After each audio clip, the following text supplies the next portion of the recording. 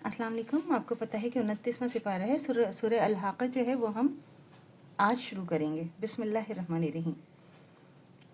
वो होने वाली चीज़ 1, क्या कुछ है वो होने वाली चीज़, और तुमको क्या मालूम कि क्या कुछ है वो होने वाली चीज़ 3, इस खड़खड़ाने वाली चीज़ को समूद व आद ने झुटलाया था 4, सो समूद ने तो एक सख्त आवाज़ कड़क से हलाक किए गए 5, और जो आद थे उनको एक तेज़ व तुंद हवा से ही ख़त्म कर दिया गया 6। मुसल्लत कर दिया था अल्लाह ने इन लोगों पर सुकून, अल्लाह ने सुकून उस पर मुतवातिर 7 रात और 8 दिन तो देखता तो इस कौम को इसमें इस तरह गिरा हुआ कि गोया वो गिरी हुई खजूरों के तने हैं 7, भला तो इनमें से किसी को भी बाकी देखता है।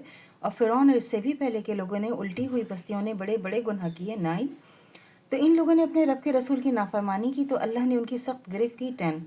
बिलाशुबा जब पानी तुग़यानी पर आया तो हमने तुमको कश्ती में सवार किया 11, ताकि इसको तुम्हारे लिए यादगार बनाए और याद रखने वाले कान इसको याद रखें 12।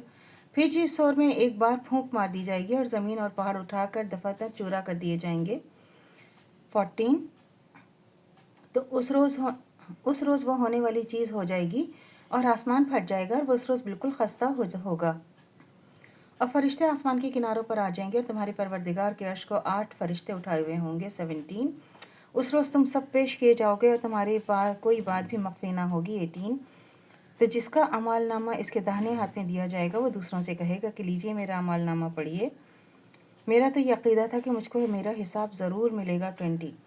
बस वो अपनी मर्ज़ी के ऐश में होगा, ऊंचे दर्जे की जन्नत में होगा, जन्नत के मेवे झुके हुए होंगे, मज़े के साथ खाओ और पियो, ये सिला है उन अमाल का जो गुज़िश्ता ज़माने में किए थे 24।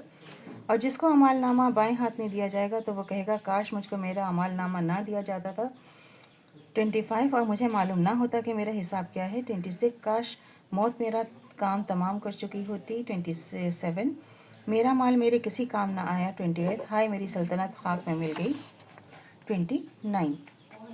हुक्म होगा कि इसको पकड़ लो और तौक पहना दो और फिर इसको दोज़ख में दाखिल कर दो 31। फिर इसको एक जंजीर से जकड़ दो जिसकी पैमाइश 70 गज़ होगी 32। ये तो अल्लाह जल्ले शाना पर ईमान लाता था और ना फ़कीर के खाने के लिए किसी को तरकीब भी देता था 34। सो आज इसका यहाँ कोई हिमायती नहीं है और ना पीप के सिवा कोई खाना है 36।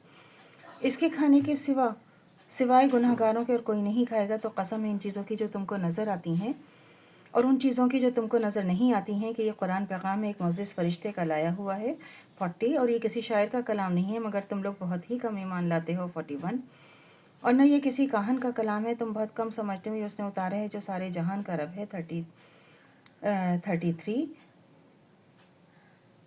अगर 43, अगर वो हम पर एक बात भी बनाकर कहते 44, तो ज़रूर हमसे उनकी क़ुव्वत के साथ बदला लेते, फिर हम उनकी रगे गर्दां काट डालते 46।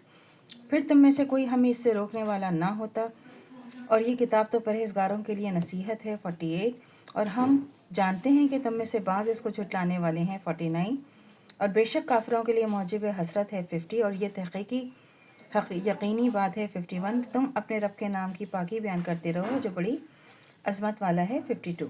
तो अल्लाह से दुआ करनी चाहिए जो हमारा ईमान है मद्दम तो कायम दायम रहे, ख़ात्मा बिल खैर ईमान पर हो। इजाज़त दीजिए, अल्लाह हाफ़िज़। मेरे चैनल को लाइक कीजिए, शेयर कीजिए, सब्सक्राइब कीजिए। शुक्रिया।